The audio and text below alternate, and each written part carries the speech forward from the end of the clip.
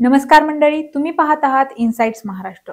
महाराष्ट्राशी निगडित महत्त्वाच्या योजना, घडामोडी आणि अपडेट्स अगदी सोप्या भाषेत समजून घेण्यासाठीचं तुमचं विश्वासाचं चॅनल। आजचा विषय फारच महत्त्वाचा आहे। महाराष्ट्रात शेतकरी हा कायमच एक ज्वलंत मुद्दा राहिला आहे। पाऊस कमी झाला तर संकट, पाऊस जास्त झाला तरी संकट। खतं, औषधं, बियाणं यांचा खर्च वाढतो आहे। शेतमालाचं सोनं करणारा शेतकरी स्वतः मात्र दिवसेंदिवस कर्जाच्या जोखडात अडकतो आहे। ही परिस्थिती फक्त आकड्यांत नाही तर प्रत्येक गावात, प्रत्येक शेतात डोळ्यांसमोर दिसते। म्हणूनच बच्चू कडूंनी ठरवलं, आता फक्त निवडणुकीतल्या घोषणा नाही तर शेतकऱ्यांच्या प्रश्नाला खरी ताकद द्यायची। आणि त्यातूनच जन्माला आली शेतकरी शेतमजूर हक्क यात्रा। या यात्रेचं स्वरूप सुरुवातीपासूनच अनोखं होतं। बच्चू कडूंनी गावोगावी जाऊन शेतकऱ्यांच्या वेदना ऐकल्या। कुणी दुष्काळामुळे हवालदिल झालेला, कुणी कर्जामुळे शेती सोडण्याच्या तयारीत, तर कुणी आत्महत्येच्या उंबरठ्यावर उभा। या सगळ्यांचं प्रतिनिधित्व करण्यासाठी ते पुढे आले। त्यांनी थेट शेतकऱ्यांना सांगितलं, आपण विखुरलेलं राहिलो तर कुणीही आपल्याला गंभीरपणे घेणार नाही, पण आपण एकत्र आलो तर सरकारलाही ऐकावंच लागेल। यात्रेचं उद्दिष्ट स्पष्ट होतं, संपूर्ण कर्जमाफी, पिकाला हमीभाव, योग्य पद्धतीचा पीक विमा, स्वस्त वीज आणि पाणी, तसेच शेतमजुरांच्या हक्कांची हमी। या 5 मागण्या फक्त कागदावर नाहीत तर शेतकऱ्यांच्या रोजच्या जगण्याशी थेट जोडलेल्या आहेत। कर्जमाफी नसेल तर शेतकरी कधीच बँकेच्या चंगुलातून बाहेर येऊ शकत नाही। हमीभावाशिवाय शेती तोट्याचीच राहणार। विमा कंपन्यांना फायदा होतो पण शेतकऱ्याला नुकसान भरपाई मिळत नाही। वीज, पाणी महाग असेल तर सिंचनच शक्य नाही आणि शेतमजूर दुर्लक्षित राहिले तर शेतीचं काम कोण करणार? हीच वेदना बच्चू कडूंनी प्रत्येक सभेत मांडली आणि यामुळे हक्क यात्रेला लोकांचा प्रचंड प्रतिसाद मिळू लागला। अकोल्यातल्या पातूर येथे नुकत्याच झालेल्या सभेत एवढी गर्दी जमली की पाहुण्यांनाही आश्चर्य वाटलं। हजारो शेतकरी हातात झेंडे घेऊन आम्हाला हक्क हवा, हक्क मिळाला पाहिजे।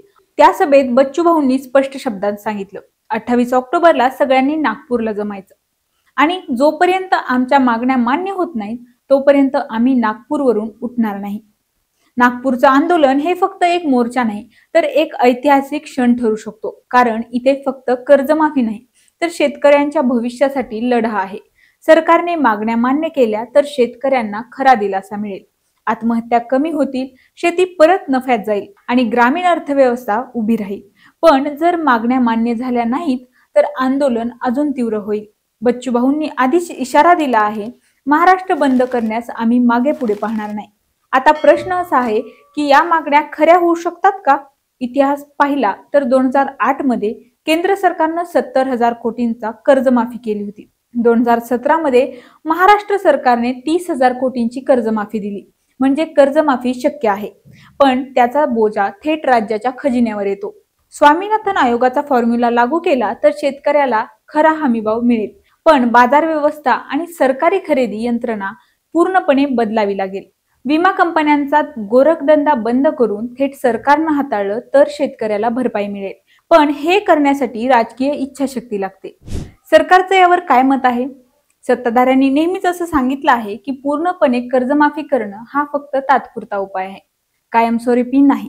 काही मंत्री म्हणतात की कर्जमाफी केल्याने राज्याचा आर्थिक तोल बिघडतो, इतर क्षेत्रातल्या योजनांवर परिणाम होतो। पण दुसरीकडे विरोधकांचं म्हणणं आहे, जेव्हा उद्योगपतींची हजारो कोटींची कर्ज माफ होऊ शकतात तेव्हा शेतकऱ्यांचं काही लाखांचं कर्ज माफ करणं अवघड आहे का? हाच प्रश्न पुन्हा पुन्हा उभा राहतो। 28 ऑक्टोबरला नागपूरमध्ये हजारो शेतकरी जमतील। त्यांच्या डोळ्यात फक्त एकच अपेक्षा असेल, त्यांच्या घामाला योग्य किंमत मिळावी, त्यांच्या कष्टाला मान मिळावा। हातात झेंडे, तोंडावर घोषणा आणि मनात ठाम निर्धार घेऊन शेतकरी रस्त्यावर उतरणार आहेत।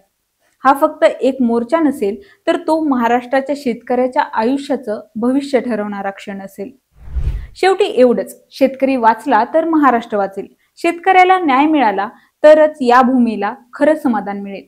बच्चू कडू आणि त्यांचा लढा हा फक्त आंदोलन नाही तर तो आहे शेतकऱ्याच्या हक्कांसाठी सुरू झालेली खरी क्रांती। तुम्हाला काय वाटतं, संपूर्ण कर्जमाफी होईल का, किंवा महाराष्ट्रात संपूर्ण कर्जमाफी करणं गरजेचं आहे का? हे कमेंटमध्ये नक्की सांगा। असेच माहितीपूर्ण व्हिडिओ पाहण्यासाठी आपलं चॅनल इनसाइट्स महाराष्ट्रला सबस्क्राइब करा आणि लाईक आणि शेअर आणि कमेंट करायला विसरू नका।